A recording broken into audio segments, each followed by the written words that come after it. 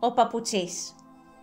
Μια φορά και έναν καιρό, σε ένα μικρό χωριό, ζούσε ένας παπουτσής με την οικογένειά του.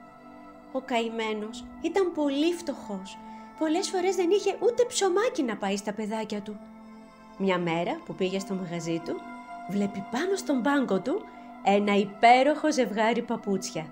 Ήταν τόσο όμορφο που μόλις το έβαλε στη βιτρίνα του, αμέσως πουλήθηκε στη διπλή τιμή.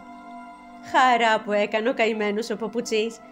Αγόρασε λίγα πραγματάκια για την οικογένειά του και πήρε δερματάκι για να φτιάξει παπούτσια.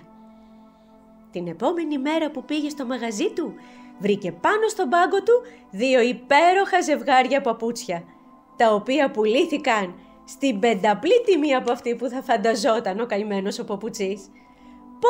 Πω χαρά που έκανε! Αγόρασε όλα τα καλούδια και τα πήγε στο σπίτι του.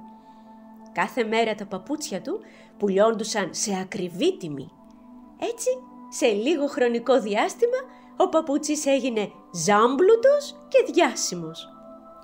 Κάποια μέρα, λέει η παπουτσίνα στον παπουτσί, «Παπουτσί μου, δεν πρέπει να ευχαριστήσουμε αυτόν που μας άλλαξε τη ζωή?» «Έχεις δίκιο, παπουτσίνα μου. Θα παραφυλάξουμε το βράδυ και θα τον δούμε για να τον ευχαριστήσουμε». Έτσι κι έγινε. Παραφυλάνε το βράδυ και τι βλέπουν? 2 μικρά ξωτικούλια να μπαίνουν από τις γρίλες των παραθύρων. Ανεβήκαν στον πάγκο και βγάλανε τα εργαλειάκια τους και έφτιαξαν ένα πανέμορφο ζευγάρι παπούτσια. Την επόμενη μέρα λέει η παπουτσίνα στον παπουτσί, «Λοιπόν, παπουτσί μου, εσύ θα τους φτιάξεις παπουτσάκια. Εγώ θα τους φτιάξω ρουχαλάκια και θα τους έχω μια μεγάλη πιατέλα με φαγητά και άλλη μια μεγάλη πιατέλα με γλυκά». Το ίδιο βράδυ παραφυλάνε και βλέπουν τα ξωτικούλια να ανεβαίνουν απάνω στον πάγκο τους. Πω χαρά που έκαναν τα μικρά ξωτικούλια! Χορός, γλέντι, τραγούδι, γέλια!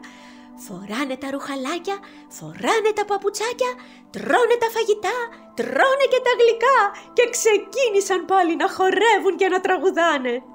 Στο τέλος βγάλανε και τα εργαλεία τους και έφτιαξαν ένα ολόχρυσο ζευγάρι παπούτσια που μόνο ο βασιλιάς θα μπορούσε να το αγοράσει.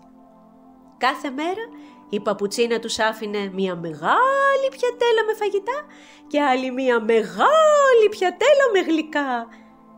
Αλλά αυτά δεν ξαναφανήκανε, γιατί αυτά ήταν τα ξωτικούλια της χαράς και της ευτυχίας και πήγαν σε φτωχούς ανθρώπους για να δώσουν και σε αυτούς χαρά και ευτυχία. Κι έτσι ζήσαν αυτοί καλά και εμείς καλύτερα.